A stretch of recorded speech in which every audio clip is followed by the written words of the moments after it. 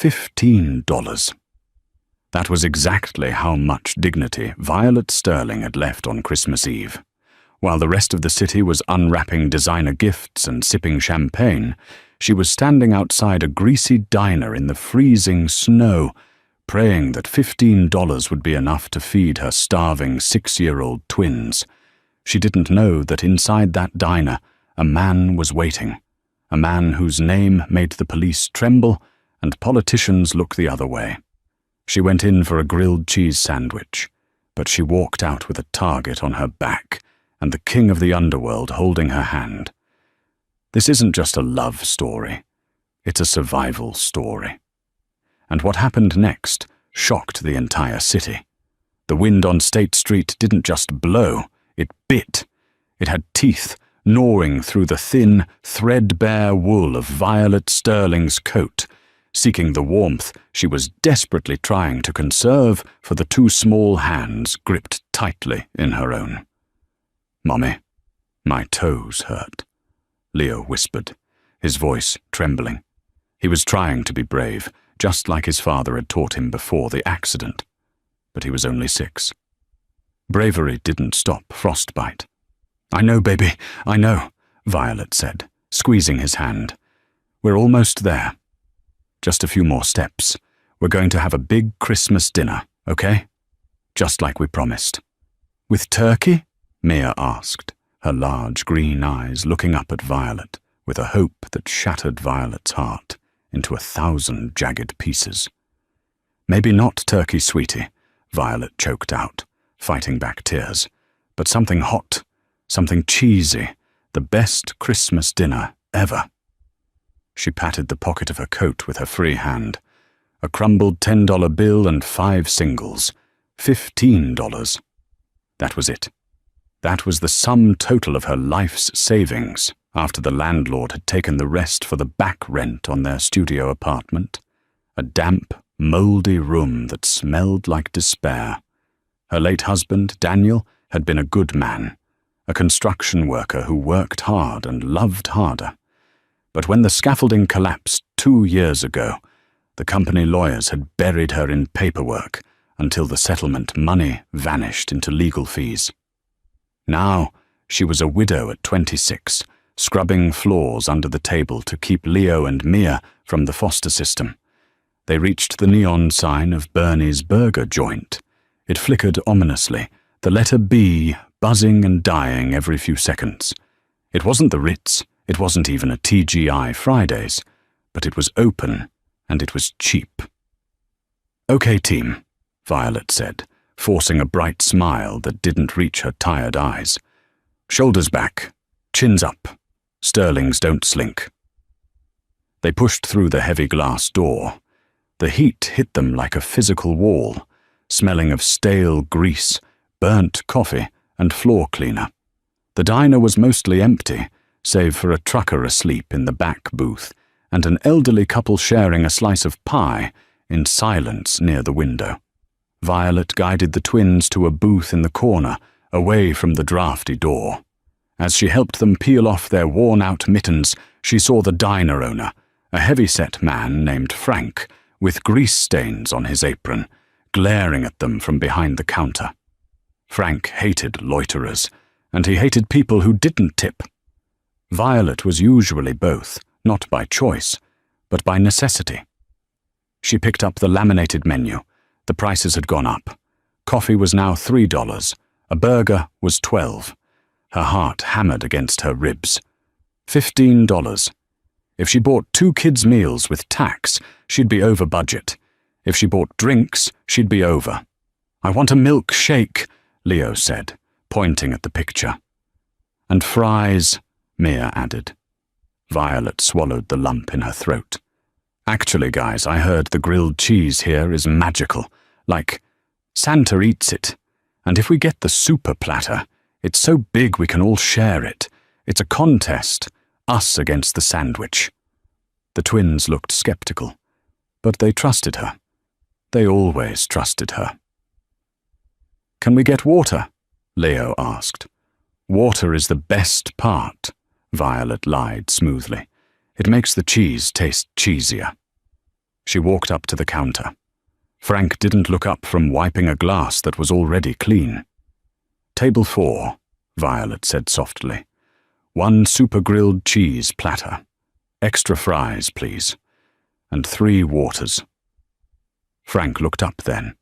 His eyes scanned her worn coat, her messy hair, and the 2 shivering kids in the booth. He sneered. "Kitchen closes in 20 minutes. Don't make a mess, and pay up front." Violet felt the heat rise in her cheeks. "I always pay, Frank." "Yeah, well, it's Christmas Eve. I got places to be. That'll be $14.50. Violet's hand shook as she pulled out the bills. She smoothed them out on the counter. $14.50. That left her with 50 cents. No tip. Frank snatched the money, counting it with exaggerated slowness. 50 cents left. "You really know how to live it up, don't you, Duchess?" "Just the food, please," Violet whispered, turning her back on him before he could see the tear that escaped her eye.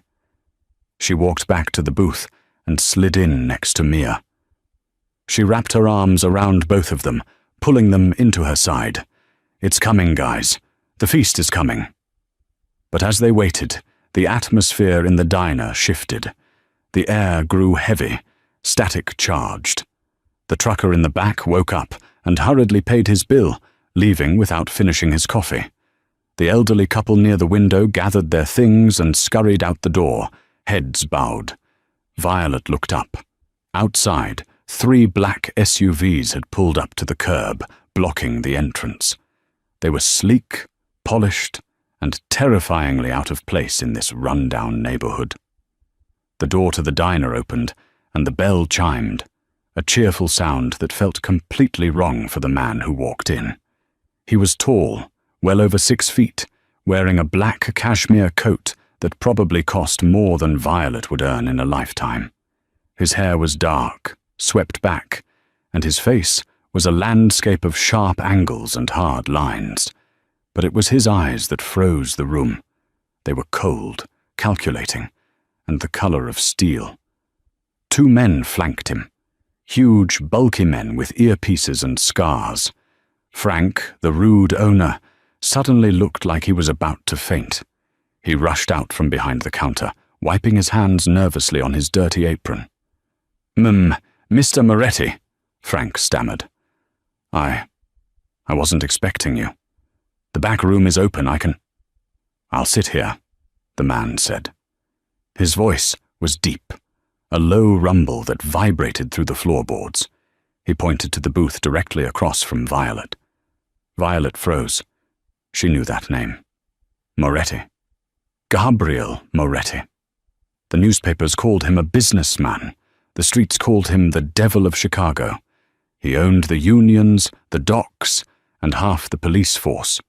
He was the reason the city was quiet, but it was the quiet of a graveyard. He sat down, his back to the door. His bodyguards took up positions at the entrance and the kitchen door.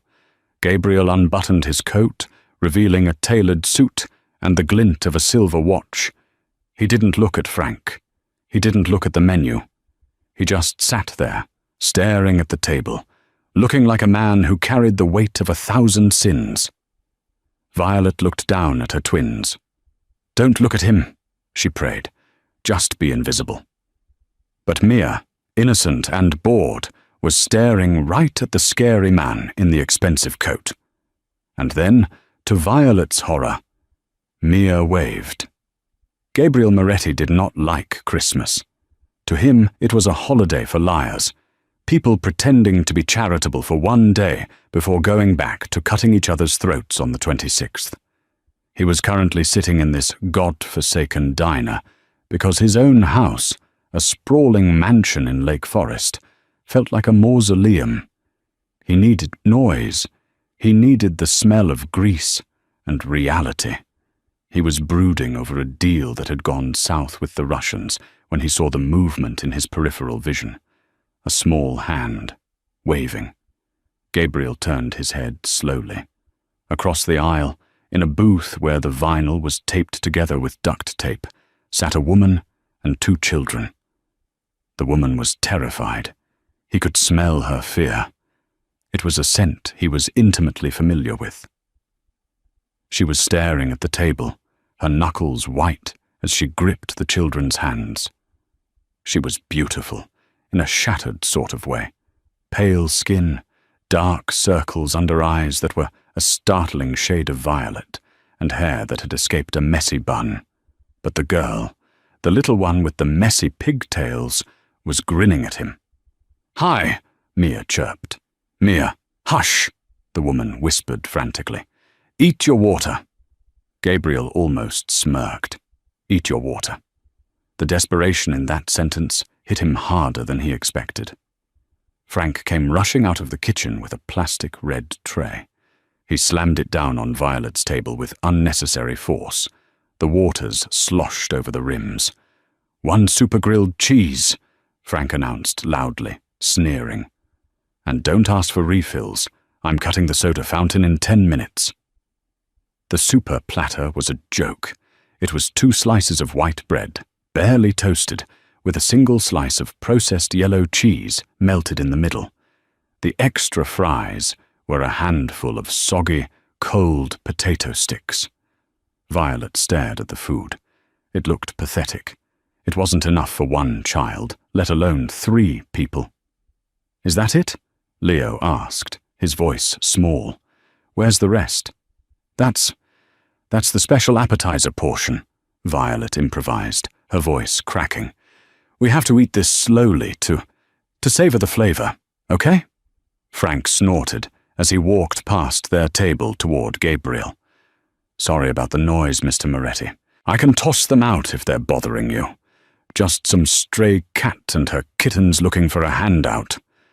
Gabriel didn't look at Frank. He looked at the single grilled cheese sandwich. He watched the woman carefully cut it into 2 halves, sliding 1 to the boy and 1 to the girl. She kept nothing for herself. She picked up a single fry that had fallen onto the tray and nibbled on it, pretending she was full. Frank was hovering. "Mr. Moretti, can I get me a menu," Gabriel said, his voice flat. "Of course." "And brings me a bottle of the Chianti, the one you keep in the back for yourself, not the vinegar you serve the customers." Frank paled. "Yes, sir." Gabriel watched the family. The boy, Leo, pushed half of his half-sandwich back toward his mother. "Mummy, you eat. I'm not that hungry." "I ate a big lunch while you were at school," Violet lied. "Eat, Leo. Please." The boy took a bite, but he looked miserable. Frank returned with the wine and a glass. He poured it with a shaking hand. Then, feeling emboldened by Gabriel's silence, Frank turned his aggression back to the easy target. He walked over to Violet's table. "Hey," Frank barked.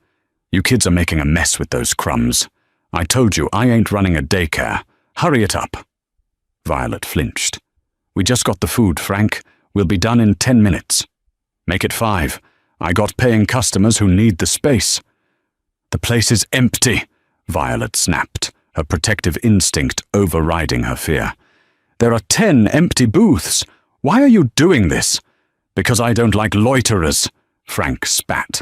He reached out and grabbed the tray, threatening to pull it away before the kids were finished. "Maybe you should leave now." Mia started to cry. That was the sound that did it.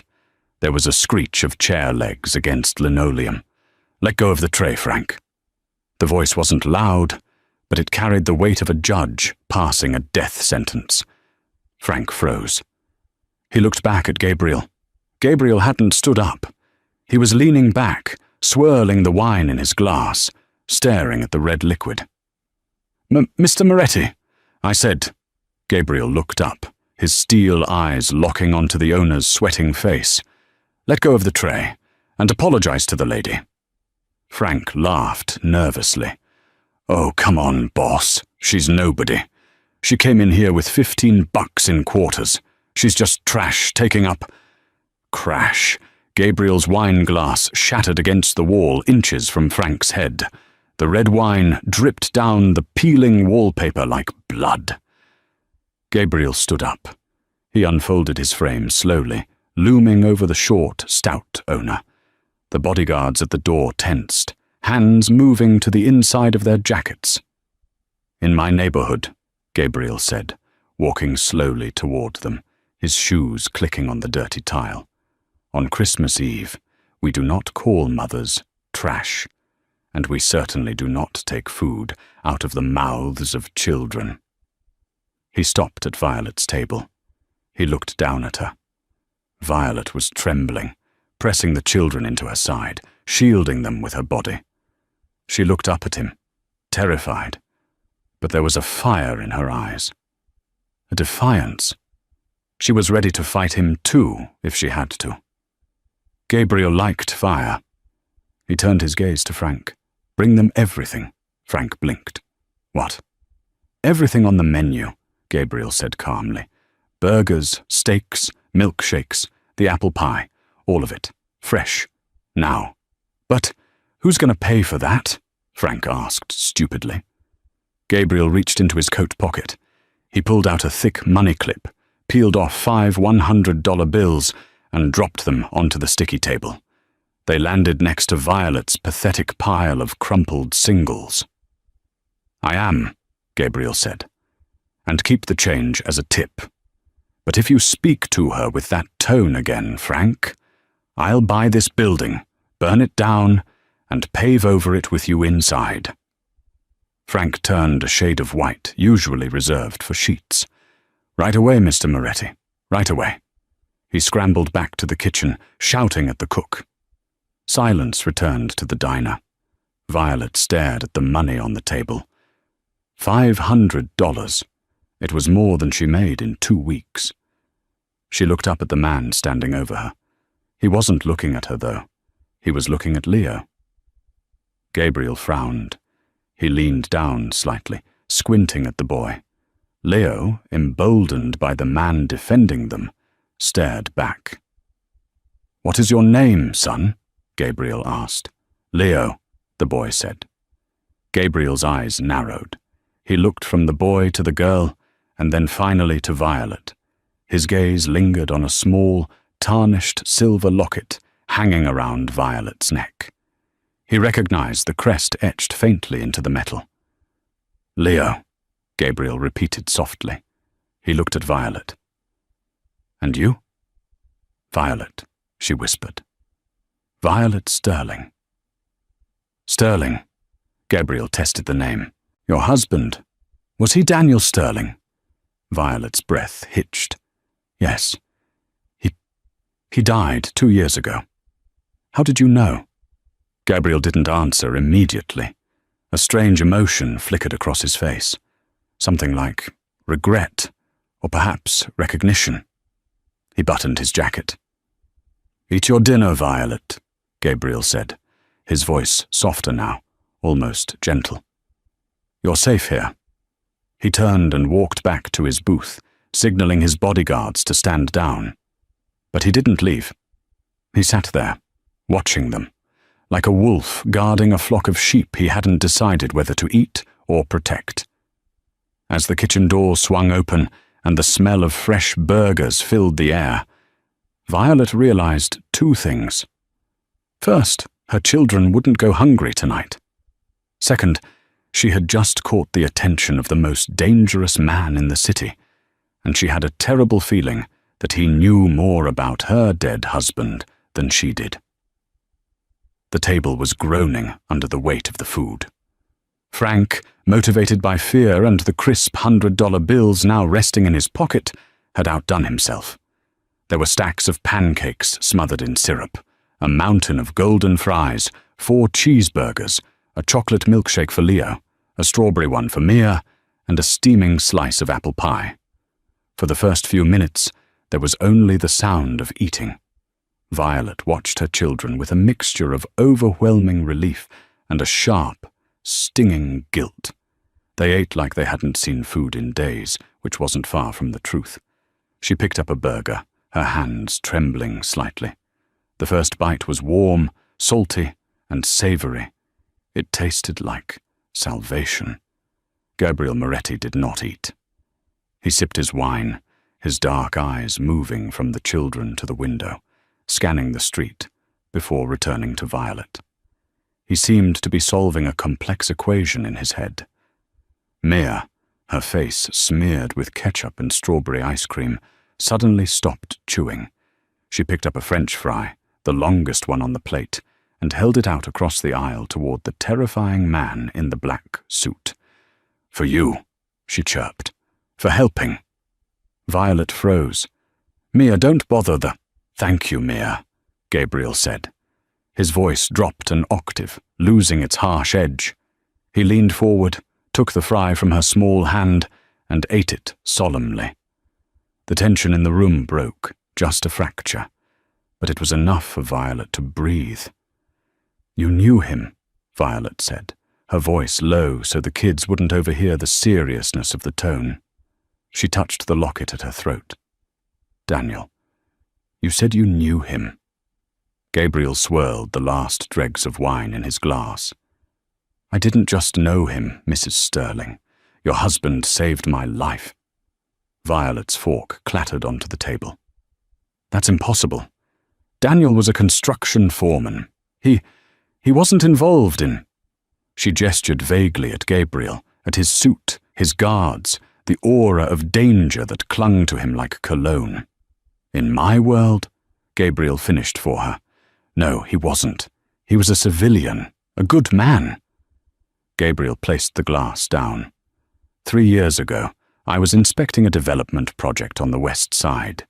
It was a union dispute. Things got heated. Someone rigged the scaffolding. It was meant to come down on me. Violet's heart hammered against her ribs. She remembered that day. Daniel had come home covered in dust, shaking, saying there had been a near miss at the site. He never gave details. "The rig collapsed," Gabriel continued, his eyes distant. "I didn't see it coming. Daniel did. He didn't know who I was. He didn't know I was worth millions or that half the city wanted me dead. He just saw a man in danger.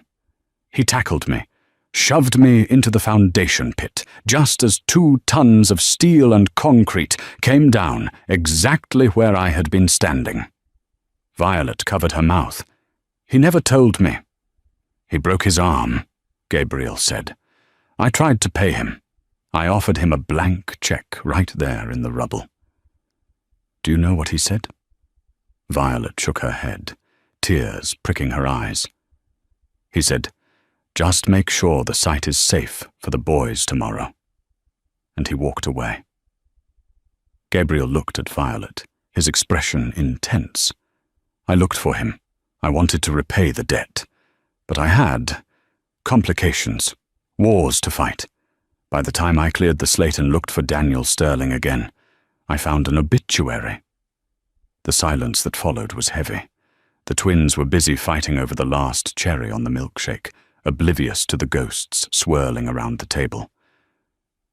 "The accident that killed him," Violet whispered, her voice trembling. "The police said it was equipment failure. A crane snapped." Gabriel's face hardened. The temperature in the booth seemed to drop 10 degrees. "It wasn't equipment failure, Violet. It was negligence. The company cut corners on maintenance to save a few grand. I looked into it after he died. I made sure the company went bankrupt." "It didn't bring him back," Violet said bitterly. "And the lawyers, they took everything. They said because he wasn't wearing his safety harness correctly, which is a lie. Daniel was obsessed with safety, that they weren't liable. We lost the house. We lost the savings. Now we have $15. Gabriel looked at the pile of cash he had left on the table. "Not anymore." "I can't take your money," Violet said, straightening her spine. "Daniel wouldn't want charity." "It's not charity," Gabriel corrected sharply. "It's a debt, a life for a life. And in my family, we pay our debts. The interest has been accumulating for 2 years. He signaled to Frank. The owner rushed over, practically bowing. "Box up the rest," Gabriel ordered, "and bring the pie, whole." He stood up, buttoning his cashmere coat. "You're leaving?" Violet blinked. "What? We're eating." "You're done. It's snowing harder, and this neighborhood isn't safe after dark, especially not for a woman carrying $500 cash." Gabriel's eyes flicked to the window again. "And my car is warm." "I can take the bus," Violet protested, though the thought of waiting in the blizzard with 2 full, sleepy children was daunting. "The buses stopped running an hour ago," Gabriel lied smoothly. He extended a hand. It was large, calloused, but perfectly manicured. "Let me drive you home, Violet. For Daniel." Violet looked at his hand. Then she looked at Leo, whose eyes were drooping, and Mia, who was shivering despite the diner's heat. She swallowed her pride. "Okay," she whispered. "Just to the apartment." The ride was silent, but it was the most luxurious silence Violet had ever experienced. Gabriel's SUV was a beast, an armored Cadillac Escalade with tinted windows and leather seats that felt like butter. The interior smelled of expensive leather and peppermint. Leo and Mia had fallen asleep instantly in the back seat, lulled by the heated seats and the gentle hum of the engine. Violet sat in the front passenger seat, her hands clutching her worn purse. Gabriel drove. His bodyguards were in a second SUV trailing behind them. "Where to?" Gabriel asked. 42nd and Pine. "The brick building on the corner," Violet said softly. Gabriel's grip on the steering wheel tightened. He knew that area. It was the sump, gang territory, drug dens. It was no place for a widow and 2 children. He didn't say anything, but his jaw clenched. As they drove through the city, the Christmas lights of the wealthy districts faded, replaced by broken street lamps and boarded-up windows. When they pulled up to Violet's building, the reality of her situation hit Gabriel like a physical blow. The building was a crumbling tenement. The front door was propped open with a cinder block. Graffiti covered the brickwork. A group of men stood on the corner, huddled around a trash can fire, watching the expensive cars pull up with predatory eyes. "You live here?" Gabriel asked, his voice low. "It's what we can afford," Violet said defensively. "It has a roof." "Barely," Gabriel muttered. He killed the engine, but didn't unlock the doors. He was looking at the rearview mirror. The men on the corner were on their phones.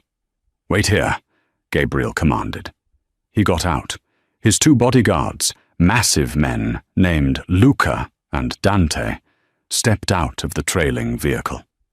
The presence of 3 well-dressed, dangerous-looking men shifted the energy on the street immediately. The group on the corner dispersed, vanishing into the shadows. Gabriel opened Violet's door. "I'm walking you up." "You don't have to. I'm walking you up," he repeated, reaching into the back to gently lift a sleeping Leo into his arms. Dante stepped forward and picked up Mia without waking her.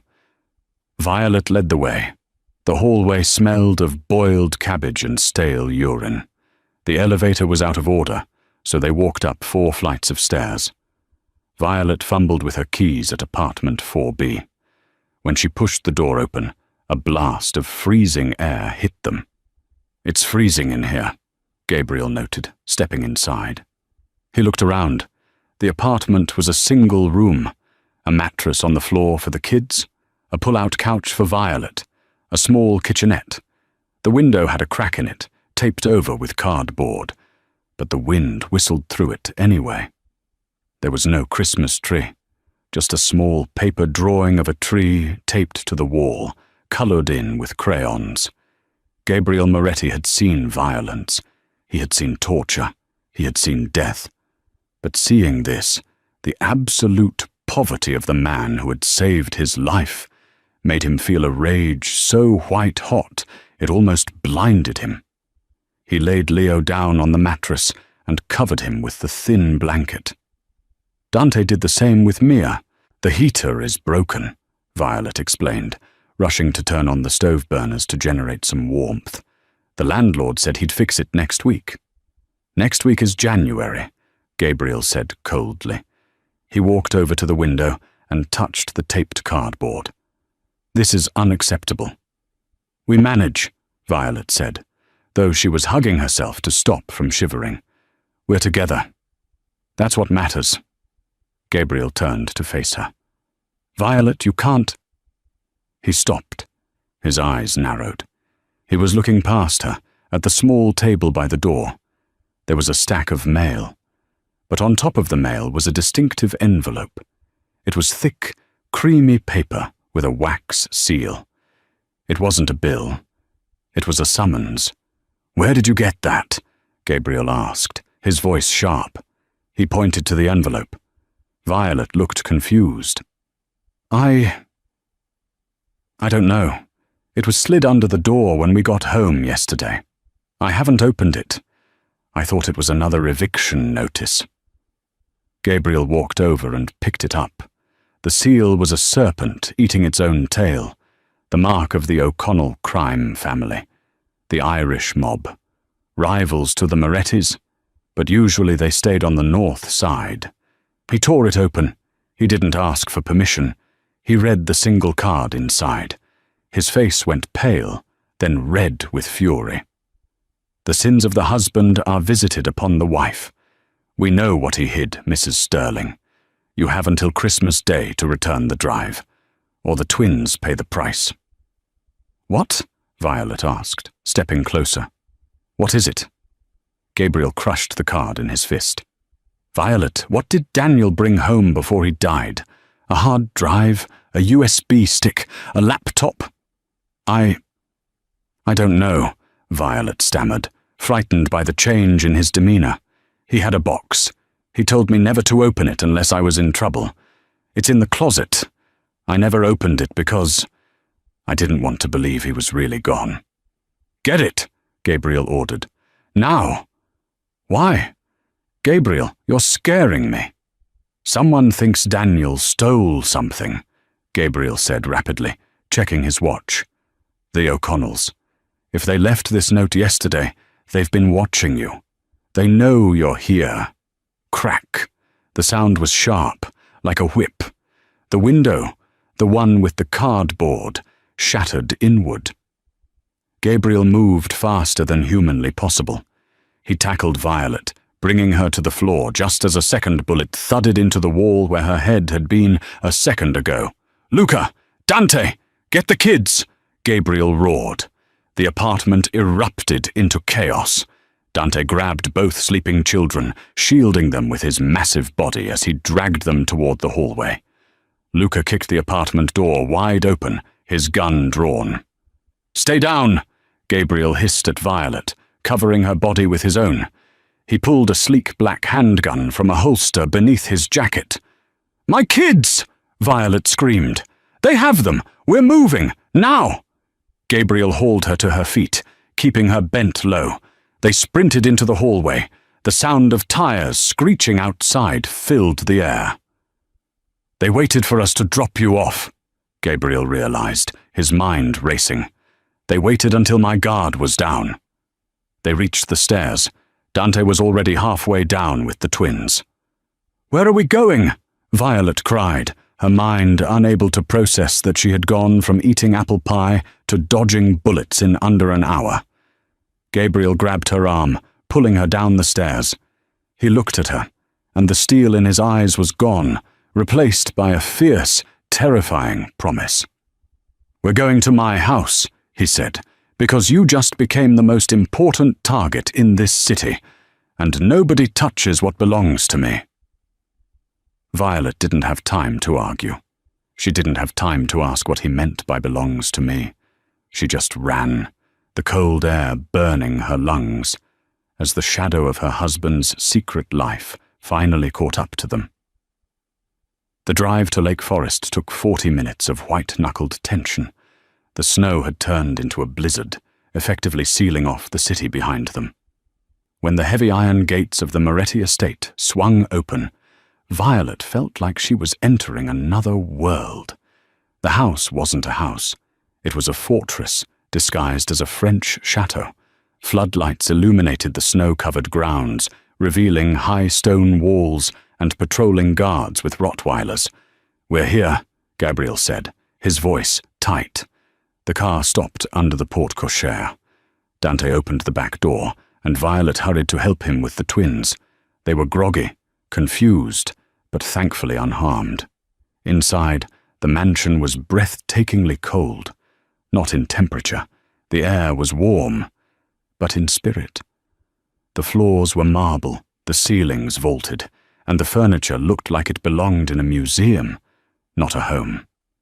There were no photos on the walls, no clutter, no life. "Dante, take the children to the guest wing. Get Maria to set them up with warm baths and whatever food they want," Gabriel ordered, taking off his coat. He revealed a shoulder holster that made Violet shudder. "I'm not leaving my children," Violet said, her voice shaking but firm. Gabriel turned to her. "You are going to the library with me.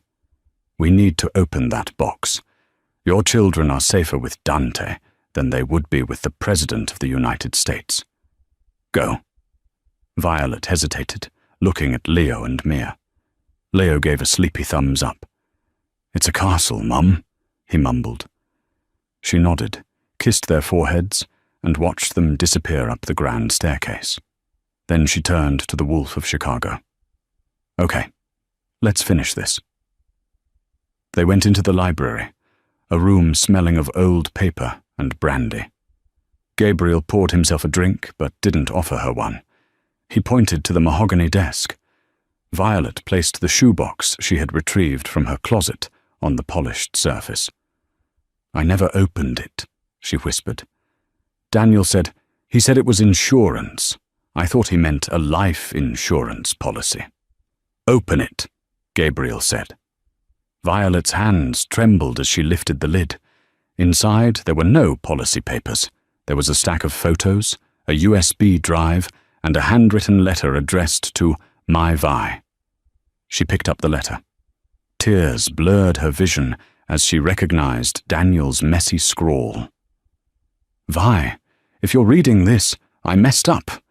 I saw something at the shipyard site. I should have walked away, but I couldn't. I recorded it. I thought I could use it to get us out of debt, to buy us a real house. But these guys, they aren't just corrupt, they're evil. Hide the drive. Don't trust the police. I love you. Tell the twins their dad tried to be a hero." Violet sobbed, a raw, guttural sound that echoed in the large room. "He tried to blackmail them?" Gabriel picked up the USB drive. He plugged it into his laptop. "He was a desperate man trying to provide for his family, Violet. Desperation makes us do stupid things." He clicked on the single video file. The video was grainy, shot from a phone, likely through a hole in a construction tarp. It showed a rainy night at the docks. Two men were arguing. One was a large, red-faced man, Patrick O'Connell, the head of the Irish mob. The other man was older, wearing a suit.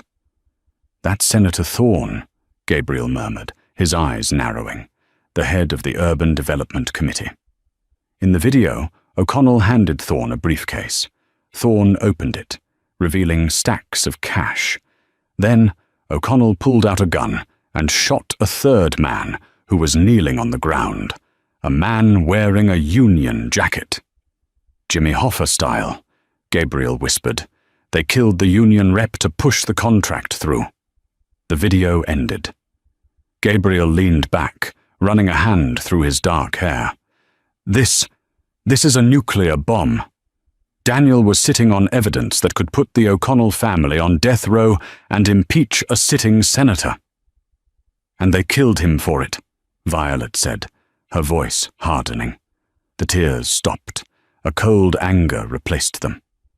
"It wasn't an accident. The crane." "No," Gabriel said. "They sabotaged it. They killed him, but they couldn't find the drive. They must have thought it was destroyed in the rubble. But 2 years later, they're cleaning up loose ends. Maybe the senator is running for governor, and they can't risk this surfacing. So they came for my kids, Violet hissed. She looked at Gabriel. You have to destroy them. Gabriel looked at her, surprised by the venom in her tone. Destroying them starts a war, Violet. A war that will burn Chicago to the ground. You said you pay your debts, she challenged him, stepping closer. She looked small next to him, but she didn't flinch. You said my husband saved your life. Well, they took his. Balance the ledger, Gabriel. Gabriel stared at her. For the first time in a decade, he felt a spark of something other than calculation. He felt admiration. I will, he promised darkly. But first, we have to survive Christmas. Violet woke up to the smell of pancakes and pine? She shot up in bed. She was in a room the size of her entire apartment. The sheets were silk. For a second, she panicked, forgetting where she was. Then the memories of the gunfire and the library crashed back in. She threw on the oversized robe Gabriel had provided. It smelled like sandalwood and him, and ran out into the hallway. She followed the sound of giggles. Downstairs in the main living room stood a 12-foot-tall Christmas tree. It was perfectly decorated with gold and silver ornaments. Underneath it there were piles of wrapped gifts. Mia and Leo were sitting on the floor, still in their pajamas, ripping open boxes. Gabriel Moretti was sitting in a wing-back chair, drinking coffee, looking utterly out of place. He was wearing a dark grey sweater, the most casual thing she'd ever seen him in, and watching the children with a look of baffled amusement. "Mommy!"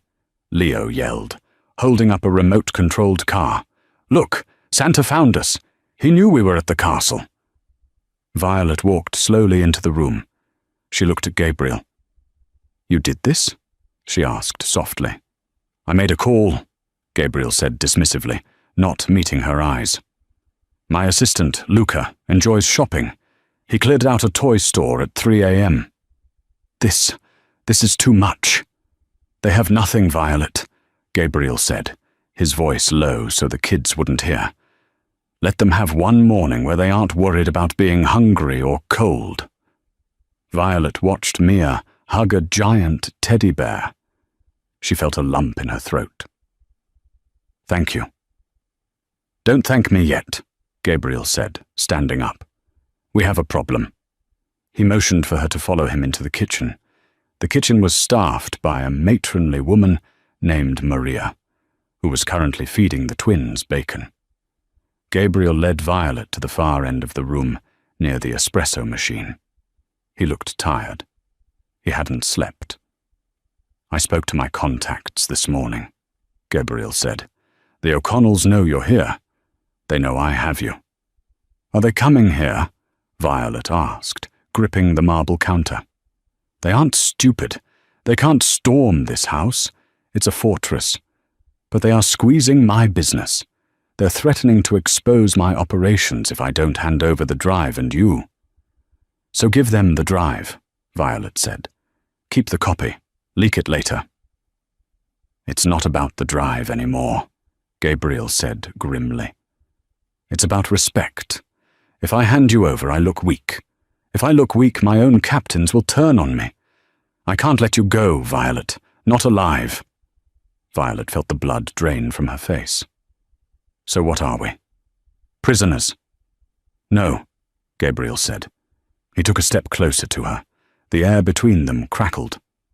"We have to change the narrative. The O'Connells think I'm protecting a witness. We need to make them think I'm protecting family." "I don't understand." "Tonight," Gabriel said, "is the mayor's Christmas gala. It's the biggest event of the year. Neutral ground. Everyone will be there. The O'Connells, Senator Thorne, the press." He paused, looking at her intently. "I'm going to take you there, and I'm going to introduce you as my fiancé." Violet choked on air. "Your what?" "If you are my fiancé," Gabriel explained, his eyes intense, "then an attack on you is a declaration of war against the entire Moretti bloodline." The other families, the 5 families of New York, the outfit in Vegas, they respect the code. You don't touch the wives. If O'Connell touches you after I claim you, he loses his allies. He stands alone. You want me to lie to the entire city? To the Mafia? I want you to stay alive, Gabriel corrected, and it buys me time to dismantle O'Connell's empire from the inside using the drive. Violet looked at him. This man was crazy. He was dangerous. He was a criminal. But looking at him now, with the morning sun hitting his sharp jawline, she realized he was the only thing standing between her children and a grave. I don't have a dress, she said quietly. Gabriel's lips curved into the faintest hint of a smile. It transformed his face. I know. The stylist will be here in 20 minutes. The rest of the day was a blur of preparation. Violet was scrubbed, polished, and painted. A team of 3 women worked on her hair and makeup. When they finally zipped her into the dress, a deep emerald green velvet gown that hugged her curves and left her shoulders bare. She didn't recognize herself in the mirror. The tired, worn-out waitress was gone. In her place was a woman who looked like she could rule a kingdom. Gabriel walked into the room at 6 p.m. He was wearing a tuxedo. He stopped dead when he saw her. For a moment, the mask slipped. The ruthless boss vanished, replaced by a man struck dumb. Violet, he breathed. Is it too much? She asked nervously, touching the diamond necklace he had sent up. I feel like an imposter. Gabriel walked over to her. He stood behind her, looking at their reflection in the mirror. He placed his hands on her bare shoulders. His touch was electric. You are not an imposter, he said, his voice rough. You are a survivor. That makes you more royal than anyone else in that room tonight. He reached into his pocket and pulled out a ring. It was a vintage diamond, large and heavy. This was my mother's, he said. Put it on. Violet slid the ring onto her finger. It fit perfectly. Remember, Gabriel whispered, leaning down so his lips brushed her ear. Tonight you love me. You adore me. You are the woman who tamed the beast. And you? Violet asked, turning to face him, her breath catching. What am I to you? Gabriel looked at her, his dark eyes unreadable. Tonight, you are mine. He offered her his arm. Let's go start a war. The grand ballroom of the Palmer House Hotel was a sea of diamonds, silk, and hypocrisy. The city's elite, politicians, judges, and crime lords pretending to be businessmen mingled under the crystal chandeliers. But the low hum of conversation vanished the moment the double doors swung open. Gabriel Moretti walked in, his arm linked with a woman who looked like a queen in emerald velvet. Violet kept her chin high, her heart hammering a frantic rhythm against her ribs. She felt the weight of 300 pairs of eyes on her. She spotted the whispers immediately. Who is she? Is that Moretti? I thought he never brought dates.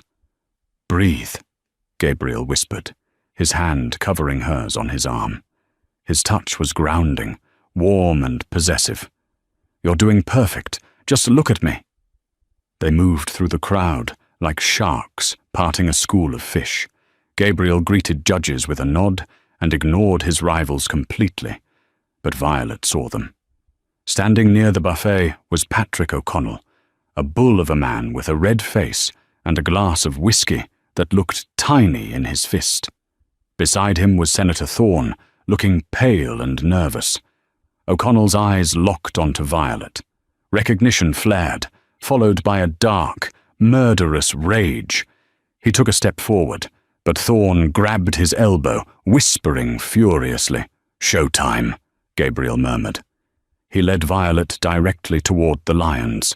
The circle of socialites parted as Gabriel approached. The air grew cold. "Senator," Gabriel said smoothly. "Patrick, Enjoying the festivities?" "Moretti," O'Connell grunted, his eyes stripping Violet down to her soul. "Didn't know you had a +1. A bit common, isn't she?" Gabriel's smile didn't reach his eyes. "Careful, Patrick. You're speaking about my fiancé." The word dropped like a bomb. A collective gasp rippled through the nearby listeners. Thorne choked on his champagne. "Fiancé?" Thorne stammered. I didn't know you were seeing anyone." "It's a recent development," Gabriel said, pulling Violet closer. "And I'm very protective of my future family. In fact, Violet was just telling me a fascinating story about her late husband, a construction worker. Daniel Sterling." The color drained from Thorne's face entirely. O'Connell's hand drifted toward his jacket pocket. "I don't know who that is," O'Connell lied, his voice a low growl. "Funny," Violet spoke up. Her voice was steady, clearer than she ever thought possible. She channeled every ounce of anger she had felt for the last 2 years, for the cold nights, the hunger, the fear. "You sent me a card about him yesterday. You threatened my children." "You little—" O'Connell surged forward. Gabriel stepped in front of her, a wall of black wool and muscle. "Touch her," Gabriel said softly, "and I will carve you up right here in front of the mayor." The tension was so thick it was suffocating. Security guards were edging closer. "You have nothing," O'Connell sneered, realizing a scene would ruin him. "You're bluffing. You don't have the drive." Gabriel checked his watch. "You're right. I don't have it." He looked up at the massive projection screens on either side of the stage, which were currently displaying photos of the charity work. "I gave it to the tech crew about 10 minutes ago," Gabriel said. "What?" Thorne whispered. Suddenly the music cut out. The screens flickered. The smiling photos of orphans vanished. In their place, grainy footage appeared. The sound of rain hissed through the ballroom speakers, followed by O'Connell's voice, clear as day. "Do it! Put a bullet in him!" The ballroom erupted. Screams, shouts. The video showed the senator taking the cash. It showed the murder. "Turn it off!" Thorne screamed, waving at the tech booth. "Turn it off!" But it was too late. The doors to the ballroom burst open again. This time it wasn't guests. It was the FBI. Dozens of agents in windbreakers swarmed the room, guns drawn. "Patrick O'Connell, Senator Thorne, you are under arrest!" O'Connell tried to run, shoving a waiter into a table of glasses, but Gabriel simply extended a leg, tripping the mob boss. O'Connell crashed to the floor, and agents were on him in seconds, cuffs clicking. Gabriel stood amidst the chaos, calm as the eye of a hurricane.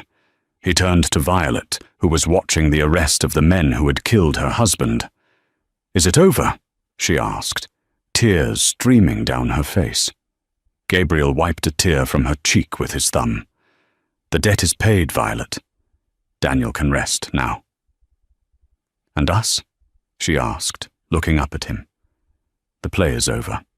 The engagement. It was just a strategy." Gabriel looked down at the ring on her finger. He looked at the chaos around them, his rivals destroyed, his city secured, and the woman who had walked into a firestorm beside him without flinching. Strategy, Gabriel mused. He leaned down, ignoring the flashing cameras and the shouting agents. He kissed her, deep and real, a kiss that tasted of victory and promise. When he pulled back, he smiled. A real smile. "I don't like breaking contracts, Mrs. Sterling. I think we should keep this one."